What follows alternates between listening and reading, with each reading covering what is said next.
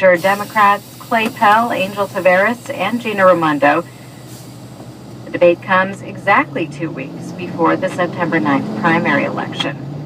And a RIPTA bus driver was arrested in Middletown after police say he confronted a motorist using her cell phone while driving a car. Police say Edward Howell of Tiverton exited his bus and yelled at the woman at a stoplight. Authorities say Howell tried to open the woman's car door and pounded on the car roof.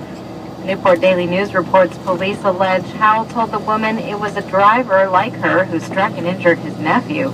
Talking on cell phones while driving is legal in Rhode Island, but texting is not. Howell was charged with vandalism and disorderly conduct. It's 7:09. Newscasts on Rhode Island Public Radio are funded by the Kresge Foundation, expanding opportunities in America's cities at kresge.org. We're also funded by Bayside Mobile Veterinary Care with Dr. Jennifer Trachtman, offering full-service house calls with digital x-ray for dogs, cats, and pocket pets. BaysideMobileVet.com.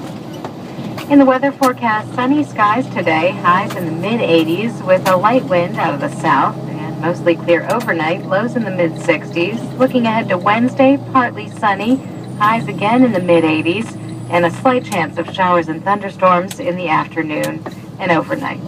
In sports, the Red Sox beat the Blue Jays 4-3, and the Yankees blast Kansas City 8-1. The Paw Sox beat Buffalo, final score 6-2. This is Morning Edition from NPR News. I'm David Green. And I'm Steve Inskeep. Witnesses on the border between Russia and Ukraine report another sign of trouble. They say a column of armored vehicles moved into Ukraine, and whoever was on those vehicles fought with Ukrainian troops. That is the backdrop for a face-to-face meeting today between the presidents of Russia and Ukraine, an attempt to resolve the differences between those two countries. NPR's Soraya Sarhadi-Nelson is covering this story from territory that is held by Ukrainian separatists. She is in the city of Donetsk. Hi, Soraya. Hey, Steve.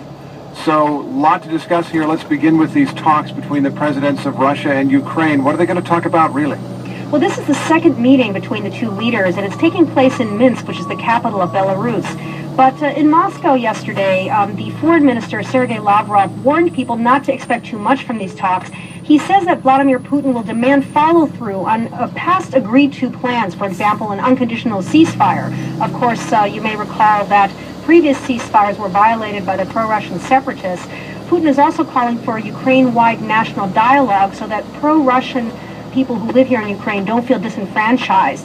And then on the other hand, we have Petro Poroshenko, the Ukrainian president, who's going to be demanding to know why Russia keeps illegally entering its territory, last week with this controversial humanitarian convoy, and yesterday with what the Ukrainian military says was a Russian armored infantry column. Okay, can you give us more details about that column and whatever fighting it did? Well, there were at least 10 tanks and 2 other armored vehicles, according to witnesses. They were bearing the insignia of the pro-Russian separatists, but they were